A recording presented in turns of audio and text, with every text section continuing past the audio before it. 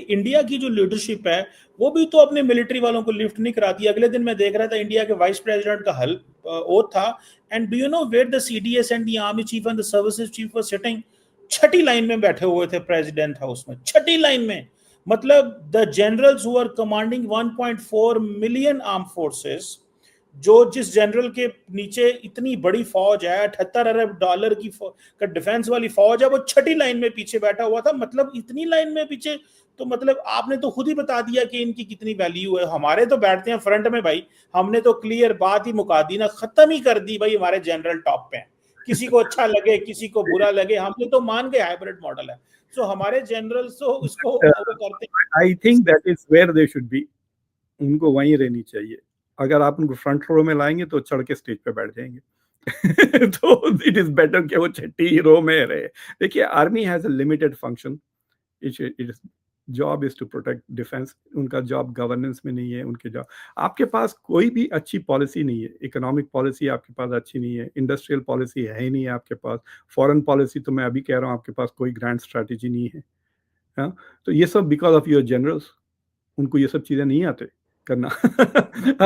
So you need a strong think tank. You need people who are in the civil society, who are doing research and coming up with it. India में है, काफी बड़ा है intellectual मतलब culture है। There is a strategic culture. आप देख सकते हैं, मतलब आप खुद जानते हैं by name many of the think tankers India के। So I think that I'm not worried about the place of मतलब जो सिविल मिलिट्री रिलेशंस है। आप मुझे बता दें माइकल कुरिल्ला के अलावा कौन सा मेजर जनरल है अमेरिका में या ब्रिटेन में या चाइना में? कहीं भी नहीं है। मतलब मैं आपके सामने अभी भी कोई मेजर कंट्री के जनरल का नाम नहीं ले सकता सिवाय पाकिस्तान के। इजिप्ट में तो बैठ ही गया ऊपर जनरल सीसी साहब बैठे हुए हैं। मैं आपको टर्किश जनरल्स के भी नाम नहीं बता सकता। So the military is job is not to stay in the forefront, not in politics, not in foreign policy. ये और बात है कि आप रिटायर होने के बाद आप या पीएचडी किए हुए हैं इंटरनेशनल रिलेशन से, या you have some experience as a military attache in embassies, then you can come and talk about those things after retirement. जिस तरह से इंडिया में कर रहे हैं आजकल, टीवीज पे काफ़ी जनरल्स आ रहे हैं, किताबें भी लिख रहे हैं। But I am not worried about the civil military relations. I think in democracy में the military should be limited to defence purposes and not more than that. But the civil society, जो civil part of the country है, वो develop भी होनी चाहिए ना। Doctor India के अंदर, can you name me one person other than doctor Jaishankar who can go and speak at the global forums? एक बंदे का मुझे नाम, मैं इंडिया से कह रहा हूँ, नॉट द इंडियंस आप जैसे इंडियंस, नॉट इंडियंस आप जैसे Shashi Tharoor. Indian. Shashi Tharoor is one man from Congress party, मतलब वो ठीक है। राहुल गांधी।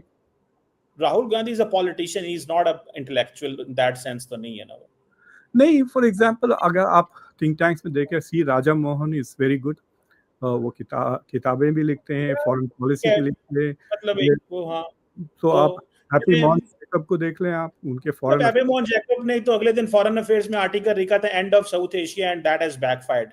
मतलब उन्होंने साउथ एशिया को बैकफायर, वो तो मतलब उन्होंने जो और मेजर फॉरेन अफेयर्स में आर्टिकल लिखा एंड ऑफ साउथ एशिया, और आप देख लें अभी क्या पोजीशन है कि वो अपने हिसाब से साउथ एशिया को इंडियन लेंस से देखते हैं कि हमने खत्म कर दिया और हम डोमिनेट कर गए हैं, एंड लुक एट बांग्लादेश कहां चला गया। तो वो तो छोड़ देना। मैंने by the way haven't seen him speaking at the global forums, 1.4 billion Indians, and I still want to know, because मैं तो डॉक्टर जयशंकर का एडमायरर हूँ। तो या है कि मेरा आजकल डॉक्टर जयशंकर के ऊपर से लाइक आई बोर हो गया हूँ। वही बातें, कोई नई बात पिछले 3 साल में उन्होंने नहीं की। But you know there are people also like ORF के जो प्रेसिडेंट है समित Saran, he is pretty good, he speaks quite well। लोग कह रहे हैं कि he wants to come, वो राज्यसभा में के थ्रू वो भी आना चाह रहे हैं as probably a successor to Dr. Jaishankar। But I think that there are people who speak well on behalf, but उनको opportunity कैसा देंगे आप, कि आप criticize ही नहीं कर सकते। देखिए, कुछ भी हो, वाह वाह मोदी की वजह से हुआ है। अरे हैट्रिक इरफान पठान ने ले लिया पाकिस्तान के खिलाफ मोदी की वजह से। अरे भाई, मोदी नहीं थे जब प्राइम मिनिस्टर, फिर भी मोदी की वजह से। अब सारी क्रेडिट मोदी को देते हैं।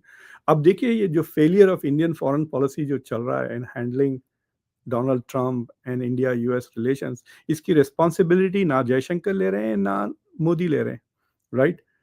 दे are not taking any responsibility for the failure, but credit तो बड़ा जल्दी ले लेते हैं कि भाई मोदी है तो मुमकिन है, ये है वो है। So but I agree to you के भाई we don't have a very articulate president. मतलब अगर आप फॉर एग्जांपल जॉर्डन के किंग को देखें आप, जिस तरह से वो, हालांकि उनके पास कुछ है नहीं, but he speaks quite well, he does good things. So either you should have a very articulate foreign minister and leave the foreign policy to them। लेकिन मोदी को वो भी नहीं, he doesn't even want to give Jaishankar the platform ना, वो खुद अपने ही पास रखना चाहते हैं। उनको अंग्रेजी भी ठीक से बोलना नहीं आती। I don't even know whether he understands English, और कोई फॉरेन लैंग्वेज नहीं आती। अभी एक यहाँ पे वीडियो चल रहा है शहबाज शरीफ का कि वो जर्मन भी बोलते हैं, अरबिक भी बोलते हैं। जर्मन, अरेबिक, रशियन, अच्छा, एक और 4 लैंग्वेजेस बोलते हैं, and English plus and Urdu जो उनकी है। So he speaks 4 foreign languages excluding English. Punjabi भूल गया अब।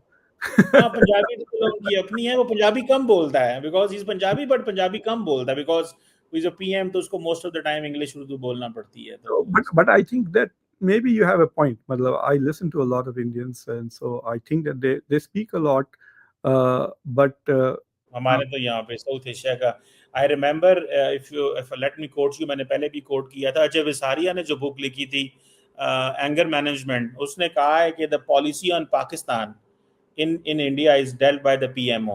It's not the High Commission, it's not the MEA. Simple. It's the PMO and Amit Shah and Prime Minister Modi decide करते हैं। और पाकिस्तान के एनालिसिस में आपको बता दूं, and I heard from very top people, उन्होंने कहा we know this India policy on Pakistan is called MAD. It's Modi, it's Amit Shah, and it's Doval. And now they believe that recently they included Subramaniam Jaishankar. Now they call it MADS। ठीक है, ये Mads policy है। ये 3 लोग थे और एक अभी इन्होंने इंक्लूड किया जयशंकर को राइट आफ्टर दिस क्राइसिस।